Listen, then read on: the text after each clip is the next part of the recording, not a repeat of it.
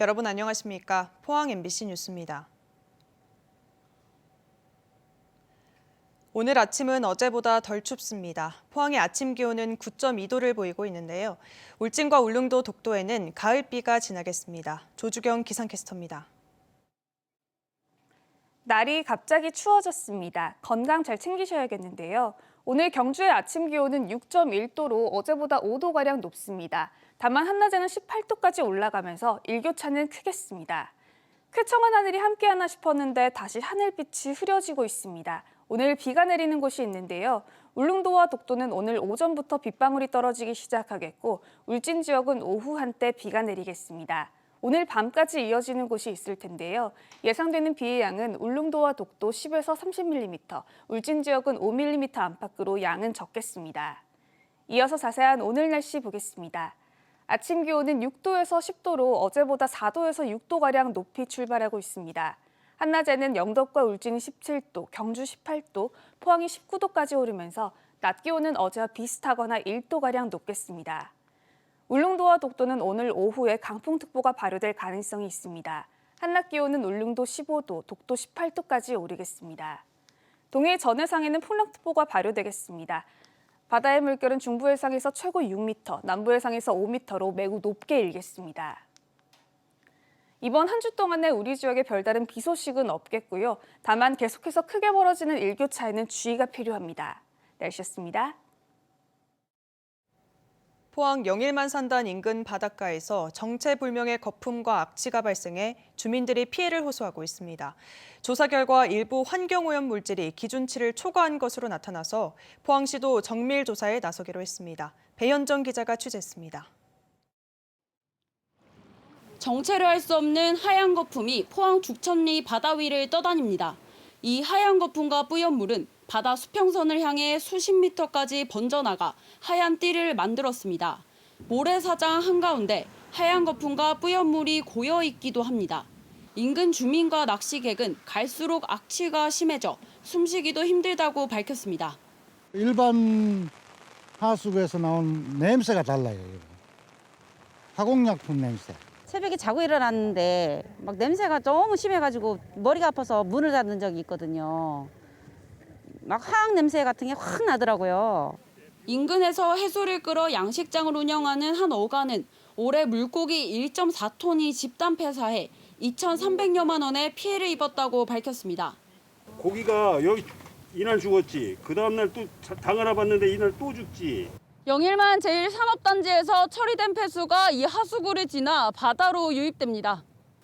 주민들은 2017년 이후 영일만 제1산단에 철과 금속을 원료로 사용하는 배터리 생산업체 등이 집단으로 들어선 것을 원인으로 보고 있습니다.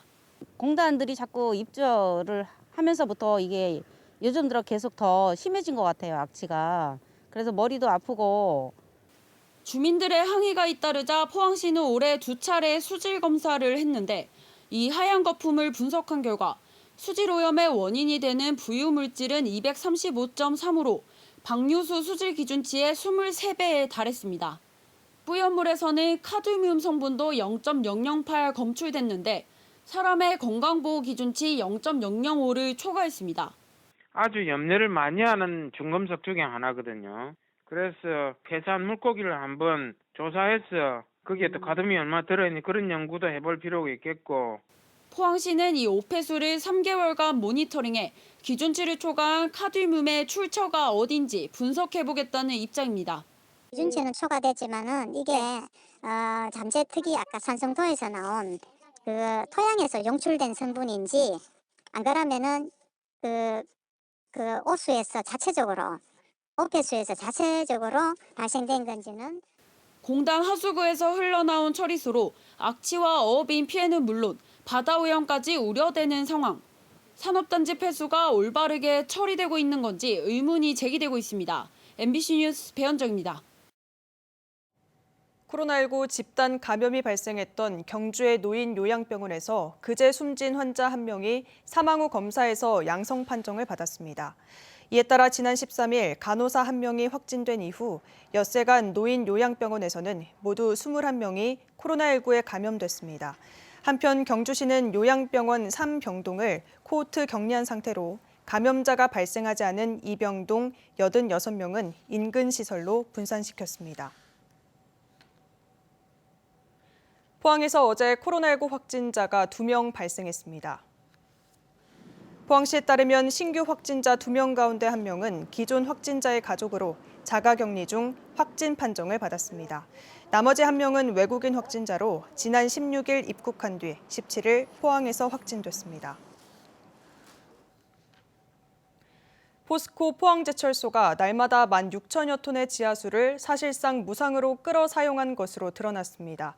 지하수 개발과 사용에 대한 포항시의 관리가 허술하기 때문인데 관리 감독을 강화하는 근본적인 조치가 필요하다는 지적이 시의회에서 나왔습니다. 장미쁨 기자가 보도합니다. 포스코 포항제철소는 지난 1993년쯤부터 지하수를 사용해온 것으로 추정됩니다. 특히 2012년부터는 제철소 부지내부 지하수 관정에서 하루 양수 능력 16,700톤의 지하수 설비를 운영하고 있습니다. 연간 추정 취수량만 609만여 톤, 포항시 전체 공업 용수의 85%이자 일반 주민 9만 명이 사용하는 양과 맞먹습니다.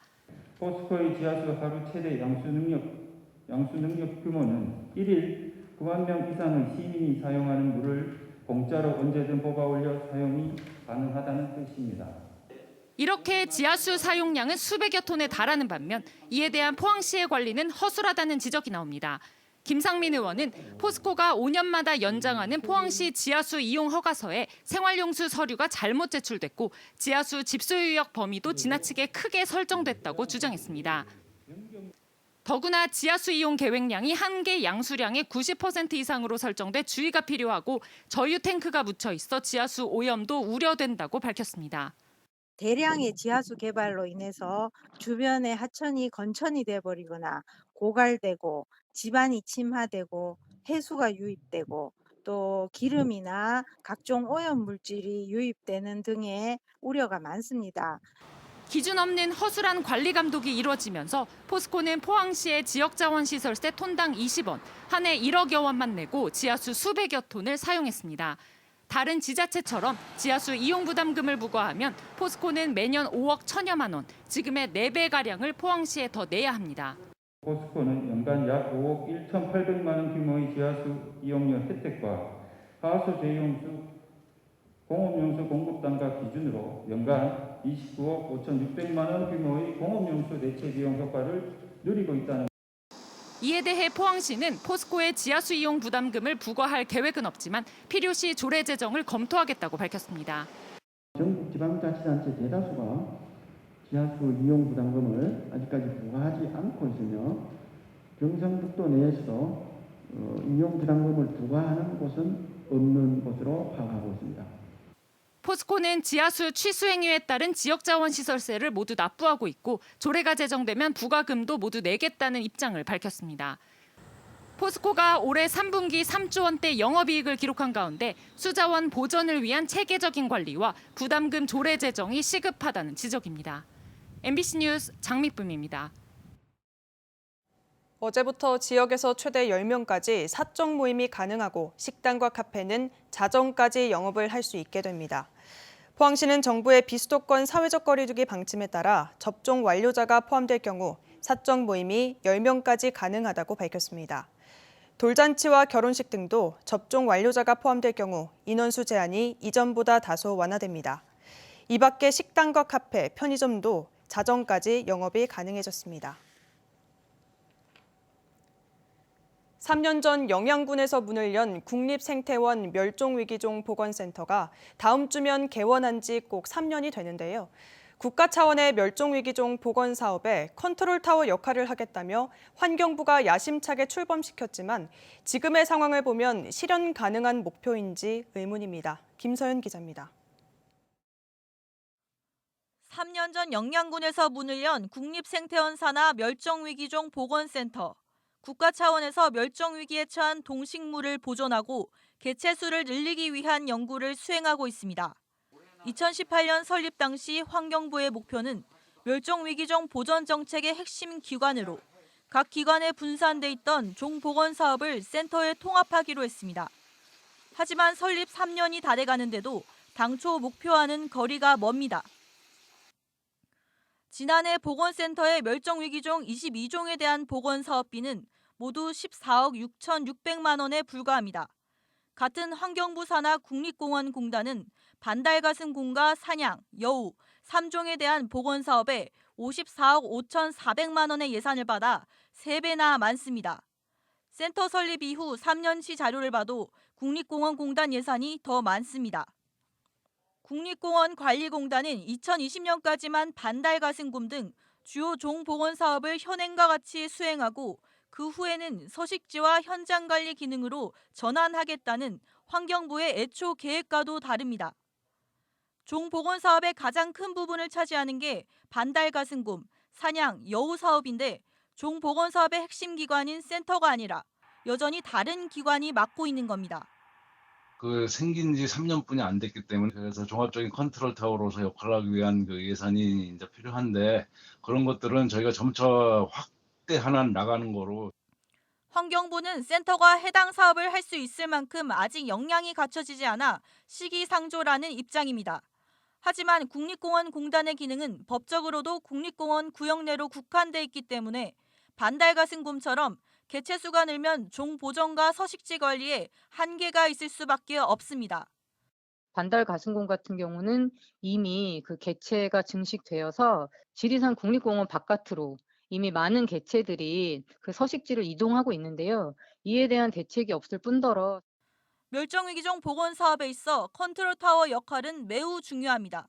전국의 멸종위기종의 서식 실태를 파악하고 그 서식하는 서식지를 어떻게 하면 보존할 것인지 그런 전문성을 가진 기관 컨트롤 타워가 없으면 이 사업은 계속 표류하게 돼 있어요. 국가 예산 764억 원을 들인 멸종위기종 보건센터. 허울뿐인 기간으로 남지 않으려면 설립 목적에 맞게 예산과 인력을 확충해야 합니다.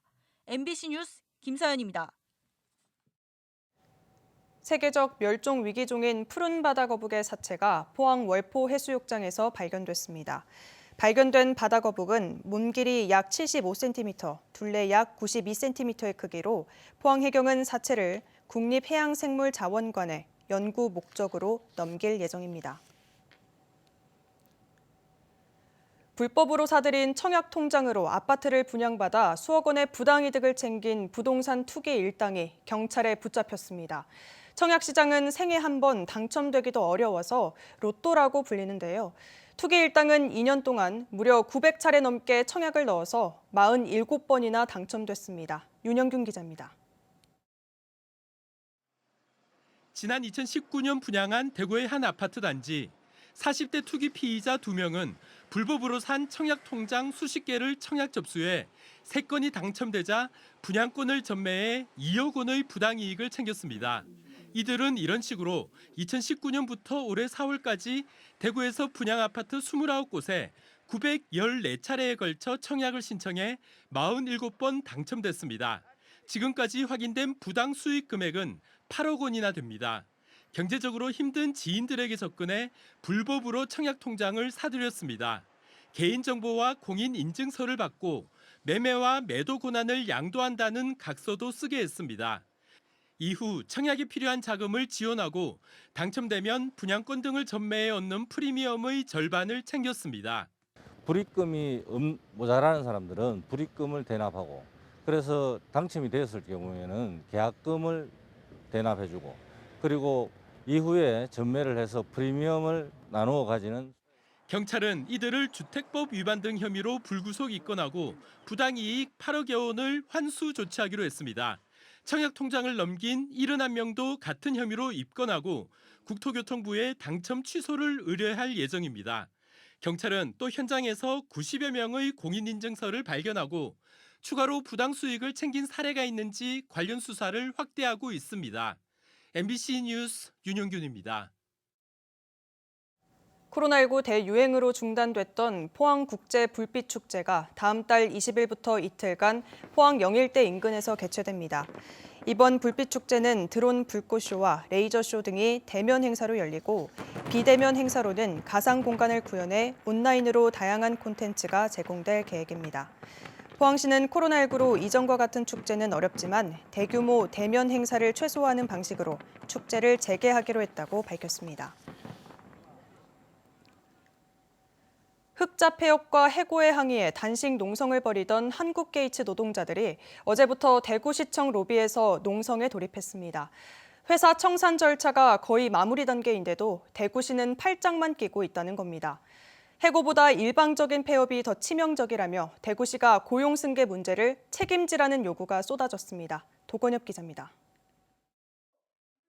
한국게이츠 해고 노동자들이 대구시청 로비에서 농성을 시작했습니다.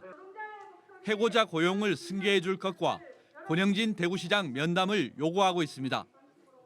한국게이츠가 흑자 폐업하면서 147명의 노동자가 일자리를 잃은 지 1년 4개월째입니다. 남은 해고 노동자 19명은 대구시청 앞에서 반년째 천막 농성을 벌였습니다. 릴레이 단식을 한 지도 2달이 다 됐지만 해결된 건 전혀 없습니다.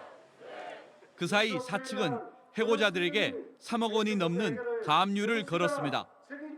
청산 작업을 진행해 이달 말이면 공장 매각까지 끝날 걸로 보입니다. 노조는 사측이 땅 매입과 세금 감면까지 많은 혜택을 받고서도 사회적 책임을 외면한다면서 목소리를 높였습니다. 은행에 돈을 빌려 그 부지런히 파고 30년 동안 흑자 내고 30년 동안 땅값을 넣고 이윤 빼먹고 블랙스톤을 대한민국에서 철수합니다. 대구시가 이런 해외 투기 자본에 퍼주기만 하고 국내 고용 시장을 지키는데 뒷짐만 지고 있다는 비판이 나오고 있습니다. 노조는 공장 인수업체가 고용을 승계하도록 책임지라고 요구했습니다. 대구시가 의미 있고 정확한 노력을 하지 않는다면 20일 총파업대회가 대구시청을 향할 것이며 물러서지 않는 투쟁을 전개할 것이라는 것을 다시 한번 밝힙니다. 대구시는 한국게이츠가 달성공단에 입주할 당시는 물론 지금까지 국내 기업과 차별된 특혜를 준 것이 없다고 반박했습니다. 노사 간 중재 노력을 하지만 한계가 있다며 공장 인수업체도 모른다고 했습니다. 달성공단이 경상북도일 때 그때 외투기업 지원 관련 법령도 없을 때 그때 들어왔어요. 그러고 나서 기업이 그냥 기업 활동을 하다가 실수에 가는 겁니다. 노조는 외국인 투자기업의 일방적인 폐업은 해고보다 더 피해가 심각하다며 되풀이되는 걸 막기 위해 국가 차원의 감시와 규제, 제도 정비가 절실하다고 주장했습니다. MBC 뉴스 도건협입니다. 어제부터 16살과 17살 청소년에 대한 백신 예방접종이 시작된 가운데 12살부터 15살 어린이 청소년에 대한 코로나19 예방접종 사전 예약도 저녁 8시부터 시작됐습니다. 포항시는 어제부터 다음 달 13일까지 16살과 17살 청소년에 대한 화이자 백신 접종을 시작하는 한편 오후 8시부터 12살부터 15살 어린이와 청소년에 대한 코로나19 예방접종 예약이 가능하다고 밝혔습니다.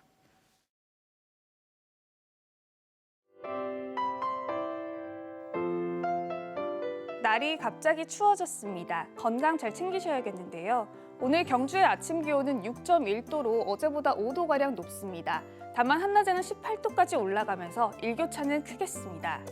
쾌청한 하늘이 함께하나 싶었는데 다시 하늘빛이 흐려지고 있습니다. 오늘 비가 내리는 곳이 있는데요. 울릉도와 독도는 오늘 오전부터 빗방울이 떨어지기 시작하겠고 울진 지역은 오후 한때 비가 내리겠습니다. 오늘 밤까지 이어지는 곳이 있을 텐데요. 예상되는 비의 양은 울릉도와 독도 10에서 30mm, 울진 지역은 5mm 안팎으로 양은 적겠습니다. 이어서 자세한 오늘 날씨 보겠습니다. 아침 기온은 6도에서 10도로 어제보다 4도에서 6도가량 높이 출발하고 있습니다. 한낮에는 영덕과 울진이 17도, 경주 18도, 포항이 19도까지 오르면서 낮 기온은 어제와 비슷하거나 1도가량 높겠습니다. 울릉도와 독도는 오늘 오후에 강풍특보가 발효될 가능성이 있습니다. 한낮 기온은 울릉도 15도, 독도 18도까지 오르겠습니다. 동해 전해상에는 풍랑특보가 발효되겠습니다. 바다의 물결은 중부 해상에서 최고 6m, 남부 해상에서 5m로 매우 높게 일겠습니다. 이번 한 주 동안에 우리 지역에 별다른 비 소식은 없겠고요. 다만 계속해서 크게 벌어지는 일교차에는 주의가 필요합니다. 날씨였습니다. 이상으로 포항 MBC 뉴스를 마칩니다. 시청해주신 여러분 고맙습니다.